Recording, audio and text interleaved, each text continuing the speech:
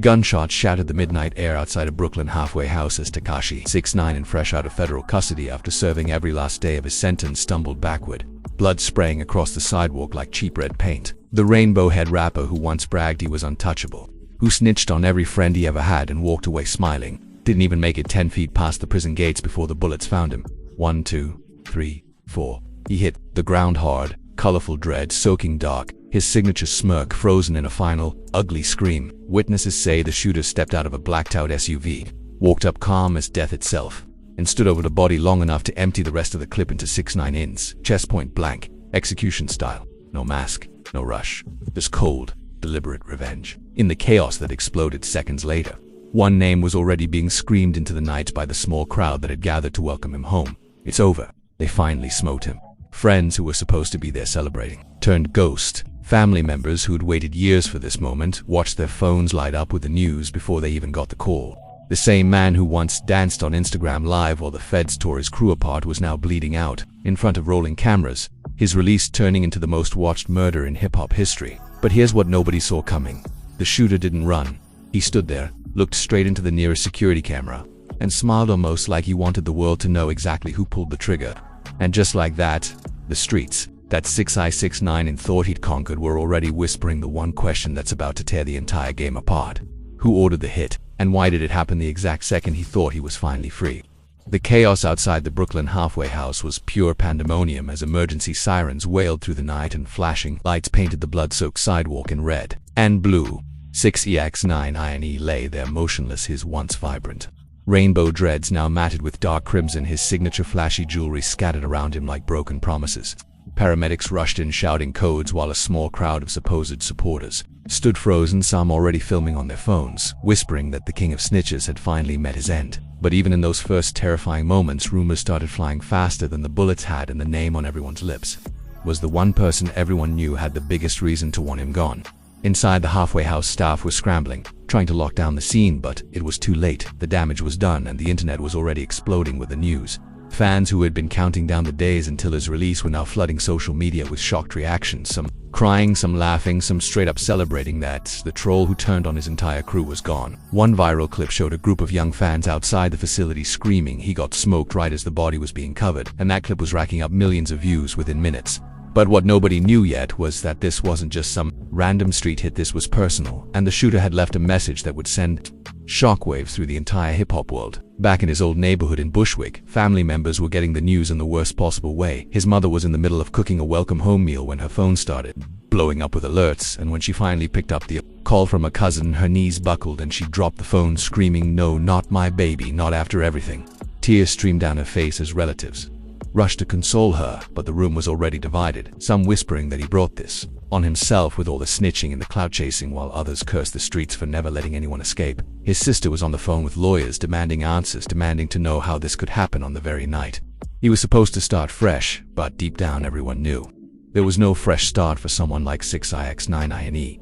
Meanwhile, in Los Angeles, where many of his old enemies had relocated, the phones were ringing off the hook, and one particular former associate was seen smiling ear to ear as he watched the live news footage. This wasn't just any rival, this was someone who had been betrayed in the most public way possible, someone whose entire crew got dismantled because of 6ix9ine. In his testimony, and now the streets were saying the debt had finally been paid in full. But as the hours ticked by and more details leaked out, a darker twist started to emerge. The shooter wasn't some low-level gang member looking for street cred. No, this was calculated, and the way he stood over the body smiling into the camera suggested he wanted the world to see his face because he knew protection was already in place from higher up. Witnesses later described the shooter as a tall figure dressed all in black, with a distinctive tattoo visible on his neck when he turned toward the light. And that tattoo matched descriptions from old photos linked to a certain crew that 6ix9ine had once called family before he flipped. The police were already pulling security footage, and it showed the SUV circling the block twice before pulling up exactly when 6ix9ine stepped out. So this wasn't random, this was timed perfectly. Someone had inside information on his exact release, time and location. Fans online were split right down the middle, with some posting "rest in peace" memes, while others typed "he got what he deserved" in all caps, and the comment sections turned into full-blown war zones with death threats flying in every direction. As the sun began to rise over New York, the first official statements started dropping, and the hip-hop community was in full meltdown mode. Big names who had once collaborated with him were now posting cryptic messages, some saying karma is real, while others stayed completely silent, knowing that speaking too loud could put them next on the list. His manager, who had been waiting inside the facility with a new record deal contract in hand, was now on camera, looking shell-shocked, repeating, "I can't believe this just happened. We had plans, we had everything lined up." But those plans were dead on the sidewalk along with 6ix9ine. And the only thing left was questions. Questions about who wanted him gone so badly that they couldn't even wait one single night. Rumors started connecting the hit to a massive unpaid debt from his old drug days, a debt that grew even bigger when he started cooperating with the feds and left his former partners holding the bag in prison. One anonymous source close to the situation claimed that a hit had been ordered months ago, and the only reason it didn't happen inside was because federal protection kept him safe until the very last second. But now that shield was gone and the streets had collected with interest, family, friends were already pointing fingers at each other, some accusing distant cousins of leaking the release details, while others swore it had to be an inside job from someone he trusted enough to meet. Right after walking out, the drama was just beginning and the first twist was about to drop that would make everyone question everything they thought they knew about that fatal night. Detectives were already interviewing everyone who had been waiting outside, and one young woman who claimed to be his girlfriend at the time was hysterical, telling officers that he had received threatening messages all week but brushed them off, saying nobody would touch him now that he was free. She described how he was laughing and flexing just minutes before stepping outside, saying, "Watch me make my comeback bigger than ever," and then the shots rang out and her whole world shattered. Her emotional breakdown was caught on body cam and leaked within hours, showing her screaming, why did they do this to him?" And that raw footage only fueled the public's obsession with the case. As news crews descended on the scene and helicopters circled overhead, the story was no longer just about a murdered rapper. It was becoming a full-blown saga of betrayal, revenge, and the ugly underbelly of the music industry. Old footage of 6ix9ine snitching in court was being replayed side by side with a fresh crime scene video, and the contrast was chilling. The same man who once pointed fingers at everyone else was now the one lying lifeless with multiple gunshot wounds. Fans who had defended him for years were now deleting their old posts, some publicly apologizing for supporting a rat, while others doubled down, saying he was a genius for playing the game his way. The division was real, and it was tearing friendships apart in real time across social media platforms. But the biggest shock of the early morning came when a second video surfaced, this one from a nearby rooftop, showing not just the shooting but a second figure standing in the shadows watching the whole thing go down. That figure looked familiar to those who knew the old crew, and whispers started that this wasn't a solo mission. This was coordinated, and someone powerful was pulling the strings from afar. The family was left divided, with some members calling for justice and others saying let the streets handle it the way they always do. Emotions ran high as relatives argued in hospital waiting rooms even before the official confirmation of death came through, and the air was thick with accusations and regret. This was only the beginning of a storm that would engulf everyone connected to 6ix9ine. In his past, his present, and anyone foolish enough to think they could stay neutral in the fallout. The streets had spoken, and the message was loud. The snitch who thought he could walk away laughing had been silenced forever, but the real questions were just starting to surface, and they would lead to revelations that nobody saw coming. The drama was unfolding at lightning speed, and the next twist would hit even harder, shaking the foundations of loyalty, trust, and survival in the game. As investigators dug deeper into the SUV that sped away after the shooting, they discovered it had been reported stolen just hours earlier, but the plates were switched with ones from a vehicle linked to a known associate of one of 6ix9ine's biggest rivals. This connection sent detectives scrambling, and the media frenzy reached fever pitch, with every outlet racing to break the latest development. His former lawyer, who had once defended him during the federal case, was now on every news channel saying, "This is a tragedy, but we all knew the risks he took and the enemies he made." But behind closed doors, that same lawyer was fielding frantic calls from other clients, worried that old secrets might come spilling out now that the main witness was gone. The emotional toll on those closest to him was devastating. His young daughter, who had been promised a big reunion, was instead being shielded from the graphic images circulating online, and her innocent questions about when daddy was coming home broke the hearts of everyone around her. Family gatherings that were supposed to be celebrations turned into mourning sessions, filled with what-ifs and if-onlys, and the blame game was in full swing, with fingers pointed at managers, agents, and even distant relatives who might have sold information for a quick payday.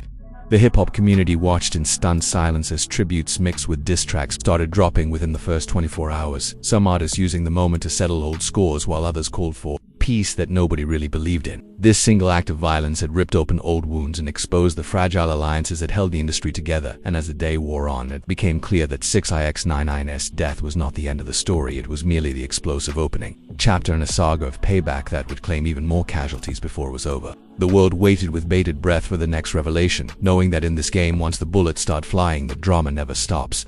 It only gets bloodier and more personal with every passing hour.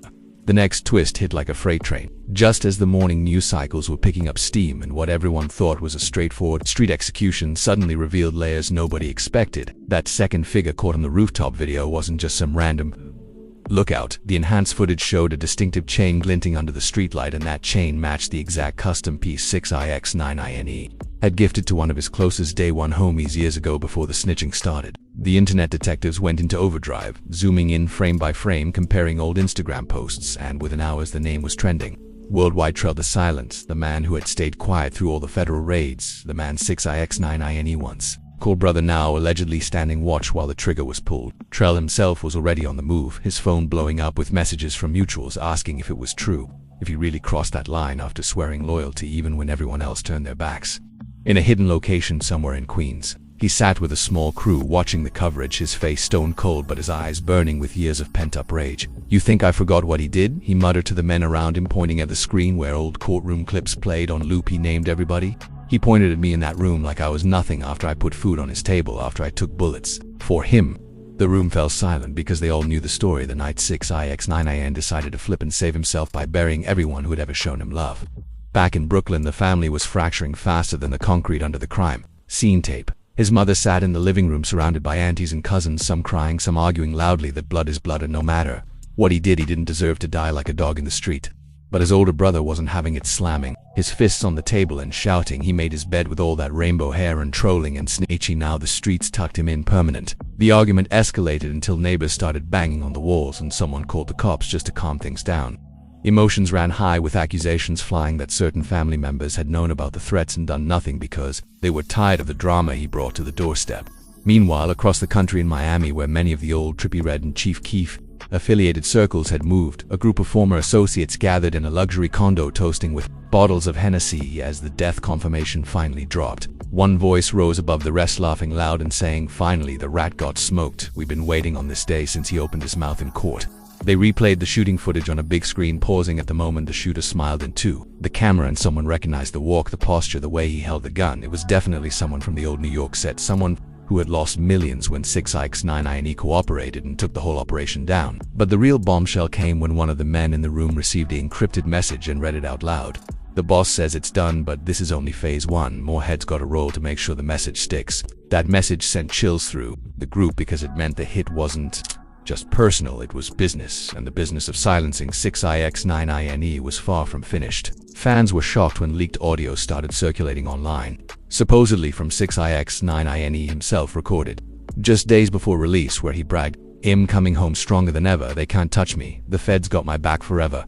The irony was brutal. The same man who thought federal protection would last past the gates was now cold in the morgue, and the audio clip went mega viral with millions laughing and crying at the same time. His ex-girlfriend, who had been at the scene, was now holed up in a hotel room giving tearful interviews to anyone who would listen, saying he changed, he was trying to be a better father, he didn't deserve this. But even she couldn't hide the doubt in her voice when pressed about the snitching days. As the afternoon wore on, police held their first press conference confirming the identity of the victim and stating they were pursuing multiple leads, including gang affiliations and old rivalries. But behind the scenes, detectives had already connected the SUV to a chop shop run by associates of a certain Chicago drill scene figure who had publicly feuded with 6ix9ine for years. The connection raised eyebrows because it suggested the hit crossed state lines and possibly involved heavy hitters who rarely got their hands dirty. One detective was overheard saying, "This ain't street, this is calculated corporate-level revenge." And that comment leaked, turning the story into an even bigger conspiracy. In the midst of all this, 6ix9ine's young daughter was being shielded by relatives, but social media was merciless, with fake accounts posting edit-cut videos of her asking about daddy, and the backlash was swift, with fans calling out the cruelty while others argued she deserved to know the truth about the man her father really was. The family was left divided, some wanting to shield her innocence, others saying the streets would never let her forget anyway. Heated arguments broke out in group chats and family Zooms, with uncles yelling, "We need to retaliate now," while aunties begged for peace, saying more blood won't bring him back. The personal stakes were enormous because everyone connected knew that in this world choosing a side could mean life or death. Then came the second major twist that nobody saw coming. Security footage from inside the halfway house showed 6ix9ine receiving a phone call right before stepping out, and his face changed from cocky excitement to visible nervousness for just a split second.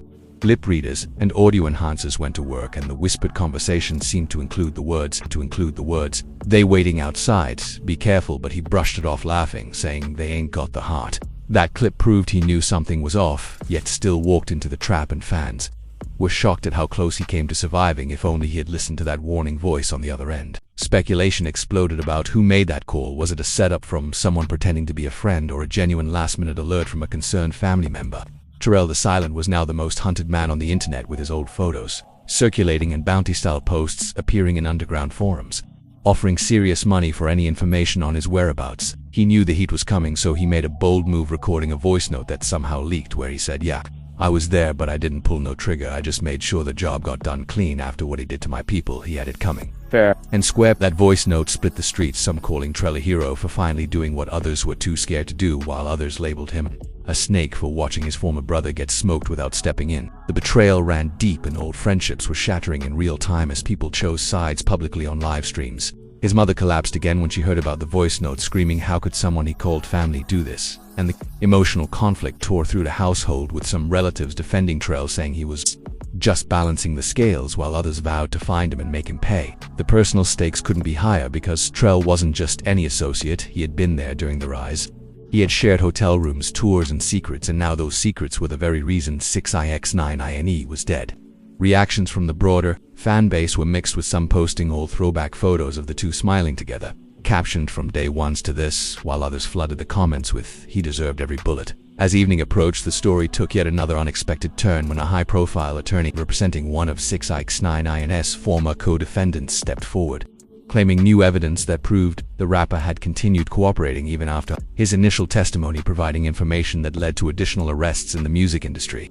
This revelation suggested the hit might have been ordered not just for past sins but to prevent future ones, because 6ix9ine was reportedly planning a tell-all documentary that would name even more names and expose deals that could topple careers. The attorney refused to give specifics on camera, but the implication was clear: this murder was insurance, a way to close the book permanently on a man who never knew when to stop talking.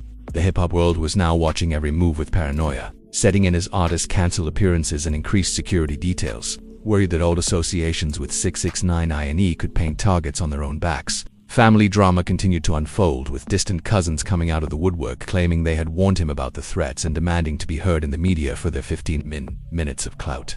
Emotions ran high as old text messages surfaced, shelling 6ix9ine, bragging about how he would expose everyone once he was free, and those messages painted him as still dangerous even in custody. The stakes were personal for everyone involved, because in this game loyalty was currency, and 6ix9ine had spent all of his and then some. The day that started with gunshots was ending with a city on edge and a music industry holding its breath, waiting for the next domino to fall, because one thing was certain: the smoking of 6ix9ine wasn't the final act. It was only opening the floodgates to a wave of revenge, betrayals, and revelations that would keep the drama burning for weeks to come. The streets had spoken, but the full story was still unfolding, and the next chapter promised to be even bloodier and more shocking than anyone could imagine. The drama intensified as night fell over New York, and the investigation took a turn that nobody in the hip-hop world saw coming. Forensic teams working through the crime scene discovered something unexpected tucked inside 6ix9ine's bloodstained jacket pocket: a small encrypted USB drive wrapped in plastic, like he knew he might not make it out alive. When investigators finally cracked the encryption later that evening, the contents sent shockwaves through law enforcement and the streets alike. Dozens of secret audio recordings, hours of conversations with high-profile industry figures where 6ix9ine could be heard negotiating deals, threatening to expose secrets, and even bragging about how he planned to flip again if things got hot after release. One particular recording featured a very recognizable voice from a platinum-selling artist discussing old drug shipments and studio sessions that could destroy careers if they ever leaked. That USB drive changed everything, because suddenly it wasn't just about past snitching, it was about stopping a walking time bomb from detonating on the entire industry. Word spread fast through encrypted group chats, and within hours certain major labels were quietly putting their legal teams on high alert. Trell the Silent, who had been laying low, received the news through back channels, and his reaction was pure ice. He leaned back in his chair and said to his crew, "See, I told y'all, he never stopped being a rat. Even in the feds, he was still collecting dirt. Now the whole game gotta pay for protecting him too long." The personal stakes for Trell skyrocketed, because if those recordings named him directly, his own freedom was on the line, and he knew powerful people would come looking to tie up every loose end. Back at the family home, emotions boiled over into a full screaming match that spilled out onto the front porch. His sister stood toe-to-toe with his brother, yelling, You're acting like he was some saint, but he was still my little brother, and now Hay's gone because cows like you wouldn't protect him." The brother fired back. "Protect him after he snitched on our own blood on our cousins, who did time because of his mouth? Nah sis, he dug his own grave and the streets just filled it." Neighbors filmed the argument from across the street, and the clip went viral instantly with captions like 6ix9ine. Family already at war, and fans were shocked at how quickly love turned to blame. His mother sat in the corner rocking back and forth, whispering, "My baby, my rainbow baby," as tears streamed down her face, unable to process that the boy she raised on struggle was now reduced to a headline about betrayal and bullets. In Los Angeles, the Miami crew that had celebrated earlier was now scrambling because one of the voices on the USB recordings belonged to their own connector man who moved serious weight behind the scenes and funded several big-name projects. Panic set in as they debated whether to destroy evidence or go after anyone who might have copies of the drive. One heated phone call captured the tension perfectly when a voice growled, "We need to find every copy of that shit before it hits the internet, or we all going down with that dead rat." The betrayal felt fresh again because 6ix9ine had promised loyalty in those recordings, then turned around and documented everything like insurance. The emotional conflict tore through the group, some wanting to distance themselves immediately, others arguing that silence now would look guilty and invite more heat. Then came the twist that flipped the script completely on its head. A trusted source inside the halfway house leaked bodycam footage showing that 6ix9ine had actually met with a mysterious visitor just 2 hours before his release, a tall man in designer clothes, who handed him a new phone and whispered something that made 6ix9ine nod vigorously. Lip readers worked overtime, and the words appeared to be, "Stay silent when you get out. We got a plan to make you untouchable again." This suggested that someone with serious money and connections had been working behind the scenes to rehabilitate his image, perhaps even planning a massive comeback tour or documentary deal. But that plan died with him on the sidewalk, and now questions swirled about whether the visitor was setting him up or genuinely trying to help. Fans online were losing their minds, debating if this mystery man was the real mastermind behind the hit or another victim of the same conspiracy. Trell decided it was time to speak louder. He arranged a quick live stream from an undisclosed location, his face half hidden in shadows, and dropped bombs that left the internet speechless. "Listen," he said, voice steady and cold, "you're acting like I'm the villain, but that rainbow-headed nigga sold all of us out for a lighter sentence, then kept selling more even from behind the wall. I was there to make sure justice happened the way the streets demanded, not the courts." He paused, letting the words sink in, then added, "And if anybody else got copies of that USB, they better delete it or they next." The live ended abruptly, but the damage was done. Old associates were now publicly tagging each other, demanding answers, and the hip-hop community fractured along new lines of who knew what and when. His ex-girlfriend, who had been at the scene, released her own video from the hotel room, mascara running down her cheeks as she spoke directly to the camera. "He told me the night before that he was scared, but he wanted to be a dad again. He wanted to fix things." Her voice cracked as she continued, "But the game don't let you fix nothing once you cross that line." She broke down sobbing, and the raw emotion touched millions, with some fans sending supportive messages, while others accused her of clout chasing off his death. The family watched her video together, and it only deepened the divide. Some relatives praising her for speaking truths, others calling her opportunistic for staying silent until the cameras were rolling. Personal stakes were everywhere because everyone tied to 6ix9ine now carried the weight of his choices and the bullets that ended them. As midnight approached, another leak dropped, this one more devastating than the last. Phone records showed that 6ix9ine had been in contact with a federal handler even after sentencing, arranging what looked like a potential witness protection extension or new identity package. The messages revealed he was still feeding information about ongoing criminal activity in the music scene in exchange for safety. This bombshell proved he never planned to truly go straight. He was preparing to disappear and keep talking from the shadows. The revelation sent rival crews into a frenzy because it meant the snitching never stopped, and many who thought they were safe were now exposed. One anonymous post from a supposed insider read, "He was gonna burn us all down, so we burned him first. Simple as that." The streets responded in typical fashion with subtle threats and not-so-subtle diss tracks dropping back to back. Artists who once featured on his songs were now distancing themselves, hard posting throwaway captions like real ones, "Move different," while secretly checking their own security. In Brooklyn, small gatherings turned into impromptu memorials mixed with heated debates about whether 6ix9ine was a product of the system or the architect of his own destruction. His mother finally spoke to a local news crew, her voice trembling with grief and anger. "They took my son because he made mistakes, but he was still human. He was still mine." Her words humanized the villain in many eyes, and for a brief moment public opinion softened until the next clip from the USB drive surfaced and reminded everyone why the hate ran so deep. Trell wasn't done yet. He sent a private message to a select with Hugh that somehow leaked, saying the USB ain't the only thing he left behind. "There's more, and if y'all want peace, y'all better pay up before I start talking to That single sentence turned the murder investigation into a ransom situation, with powerful figures now sweating over what other secrets 6ix9ine had hidden. The emotional toll was visible everywhere. Family members arguing over funeral arrangements, some wanting a lavish send-off to honor the fame, others saying keep it quiet to avoid more violence. Reactions poured in from around the globe, with international fans creating tribute pages while others trended hashtags celebrating the end of the troll era. But the deepest cut came when 6ix9ine's young daughter was caught on a family video, asking why everyone is mad at daddy, and the innocent question broke the internet in half. Some called for protecting her childhood, others argued she deserved to grow up knowing the full truth so she wouldn't repeat the cycle. The family was left divided once again, with aunts and uncles taking sides in very public ways that only added fuel to the already raging fire. As the clock ticked toward dawn, it was clear this wasn't ending anytime soon. The smoking of 6ix9ine had opened a Pandora's box of betrayals, old and new, in every revelation pulled more people into the vortex of drama, revenge, and survival. The game had claimed another body, but the real war was just getting started, and nobody, whether family, friend, or foe, would walk away untouched. The tension hung heavy in the air like smoke from the gun that ended his life, and everyone connected felt the weight of what came next, because in this world, when a loudmouth finally gets silence, the silence never lasts long. It only makes room for louder screams of payback and truth. The final chapter of this explosive saga unfolded with shocking speed as the sun rose again over a city still buzzing with non-stop speculation and raw emotion. Detectives finally traced the encrypted USB drive contents to a hidden cloud account that 6ix9ine had set up months earlier, and when they accessed it, the full scope of his double life crashed down like an avalanche. Hundreds of files detailed not only old crimes but fresh plans for a tell-all book, a documentary series, and even a new label deal where he promised to expose every dirty secret in exchange for millions in total immunity.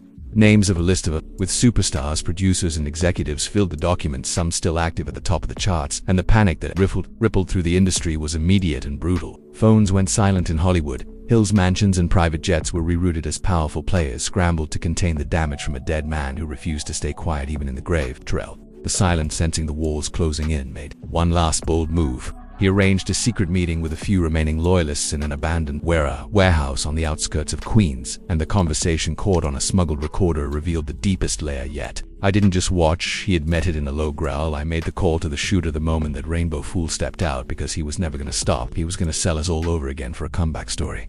The men around him nodded grimly, knowing they had crossed a line that could never be uncrossed, but believing it was necessary for their own survival. That recording leaked within hours, turning Trell from silent watcher to alleged mastermind, and the manhunt intensified with federal agents now joining local police because the case had grown far beyond one murdered rapper.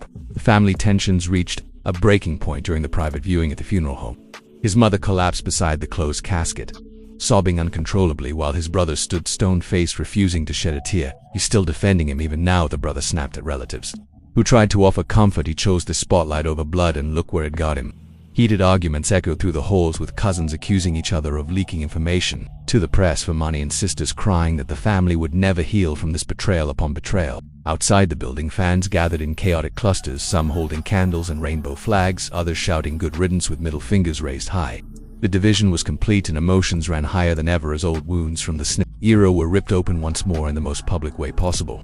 Across the country, former associates who had celebrated the news now faced their own nightmares as subpoenas started dropping, and names from the USB files made headlines.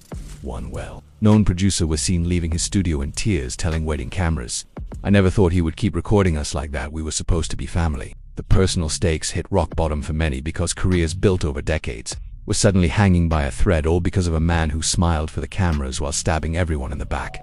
Reactions poured in from every corner of the game, with some artists issuing vague statements about moving forward, while others used the moment to drop subliminal disses that kept the online war burning bright. But the ultimate twist that left everyone speechless came when forensic analysis revealed the shooter had left behind a single fingerprint on a shell casing, and that print matched a man who had been in federal custody with 6ix9ine years earlier, a man 6ix9ine had personally testified against. This meant the hit was possibly orchestrated from inside prison walls by someone who waited patiently for the perfect moment when protection finally dropped. The revelation suggested a network of revenge that stretched from cell blocks to luxury condos, and suddenly every old beef, every old court testimony was back under the microscope. Fans were shocked beyond words as conspiracy theories exploded, claiming the feds themselves might have looked the other way to clean up their own mess.